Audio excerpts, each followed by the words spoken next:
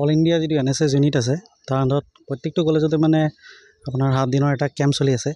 তো আমিও আমাৰ কলেজত এইটো মানে আগভাগ লৈছোঁ। তো এইটো হিচাপে ফাৰ্ষ্ট দিনত আমি আমাৰ যিটো এডপ্টেড দুটা ভিলেজ আছে কঁঠালগুৰি আৰু ঘৰিয়ালডুবি ব্ৰাঞ্চ, তাত গৈ আমি ওমেন চেনিটেশ্যনৰ ওপৰত ষ্টুডেণ্ট লৈ গৈছোঁ, ঘৰে ঘৰে গৈছোঁ, চেনিটেৰী পেড দিছোঁ। তাৰপিছত বিভিন্ন ৰকমৰ যি স্ত্ৰী ৰোগ থাকে তাৰ বিষয়ে আমি ডিছকাছ কৰিছোঁ। ঠিক আছে। ছেকেণ্ড দিনা আমি ইয়াত এটা সেল্ফ ডিফেন্স প্ৰগ্ৰাম অৰ্গেনাইজ কৰিছোঁ মহিলাক, যিটো মানে আমাৰ ষ্টুডেণ্টেই শিকাইছে, যি অলৰেডি টাইকাণ্ডো ট্ৰেইনড হয়। থাৰ্ড দিনা আমি আমাৰ এজন কলেজৰ মানে য়োগা প্ৰগ্ৰাম কৰিছোঁ। আমাৰ মন্দিৰটো পিছফালে আছে, তাত আমাৰ ডিগ্ৰী ষ্টুডেণ্টকেইটাই আগভাগ লৈছে। আমাৰ যি টিচাৰ আছে অভিজিত চক্ৰৱৰ্তী, তেওঁ য়োগাৰ কিছুমান টেকনিক শিকাই দিছে, যি তেওঁলোকৰ হেল্থৰ কাৰণে বেনিফিট হ'ব ইন ফিউচাৰ। 4 নম্বৰ দিন আমি ষ্টুডেণ্টক লৈ আমাৰ চুবুৰীয়া কিছুমান জেগাত ক্লিননেছ ড্ৰাইভ কৰিছোঁ, ইনক্লুডিং আমাৰ হোষ্টেল আৰু এই কলেজ এৰিয়াক চবতে ক্লিন কৰিছোঁ।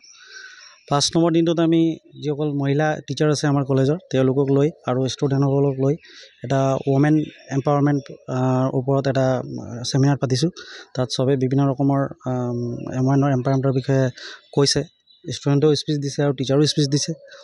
তাৰপিছত 6 নম্বৰ দিনটোত আমি চবেই মিলি ইয়াত মানে ট্ৰী প্লান্টেশ্যন কৰিছোঁ to make the environment clean.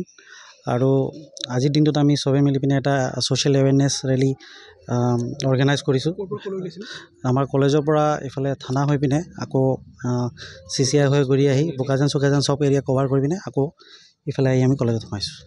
গাঁওবাসীয়ে আমাক বিশেষকৈ আদৰি লৈছে। তেওঁলোকে বিভিন্ন ৰকমৰ, যিহেতু আমাৰ ষ্টুডেণ্টসকলে তেওঁলোকৰ বিভিন্ন সমস্যা কৈছে, তেওঁলোকে ভালকৈ কাণ পাতি শুনিছে আৰু বহুত তেওঁলোকৰ সমস্যাও কৈছে, যিসকলৰ সমাধান আমাৰ ষ্টুডেণ্টসকলে দিছে। ঠিক আছে। যিটো গ্ৰুপ আছে তাত বিভিন্ন ৰকমৰ এক্টিভিটি আমাক দিয়া হয়, সেইটো হিচাপে আমি কাম কৰি যাওঁ। আজিতো আমাৰ অনুষ্ঠান ইতিমধ্যে মানে শেষ হৈছে। এতিয়া আগতে যি আহিব সেইটো হিচাপে আমি কাম কৰিম।